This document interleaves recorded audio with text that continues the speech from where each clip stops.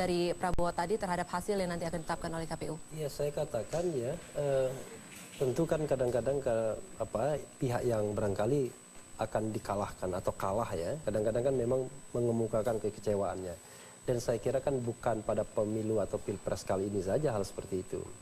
Tahun 99 sampai kemudian pemilu legislatif kemarin juga kan biasanya kan tidak menerima. Karena memang proses pemilu kita kan tentu banyak kelemahan ya, kekurangan, kecurangan dan lain sebagainya. Tetapi seperti saya jelaskan dalam beberapa kesempatan, kan selalu ada tahap-tahap untuk kemudian komplain, mengajukan komplain perbaikan dan lain sebagainya. Mulai dari tingkat TPS, PPS, kemudian PPK sampai kemudian KPU Kabupaten Kota.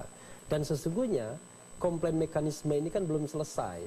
Masih ada proses rekapitulasi di KPU dan kemudian kalaupun kemudian masih tidak puas dengan KPU masih bisa ke Mahkamah Konstitusi. Nah, sehingga sebenarnya seharusnya kan mekanisme itu yang kemudian ditempuh terlebih dahulu. Nah, kalau kemudian ada pasangan calon, Pak Prabowo misalnya menyatakan tidak menerima Pilpres, ya tentu kita harus melihatnya sebagai ekspresi kekecewaan saja, tetapi dampak hukumnya sama sekali tidak ada.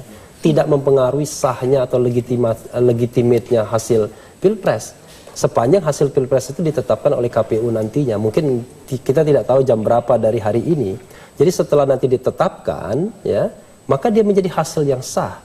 Tinggal ditunggu apakah kemudian akan ada yang mengajukan komplain ya ke Mahkamah Konstitusi atau tidak. Kalau tidak ada yang mengajukan komplain, maka ya sudah. Ya kan? The process is ending, selesai. Maka kemudian tinggal ditunggu pelantikan tanggal 20 Oktober saja. Nah, justru kan yang paling penting adalah kita harus lihat dampak sosial politiknya.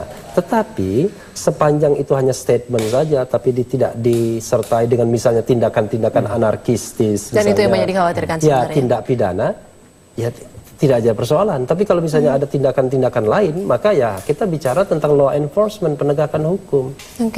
Harus ada negara ini penegakan hukum kalau memang mengarah ke sana. Mas Taufik baru datang ini, kita langsung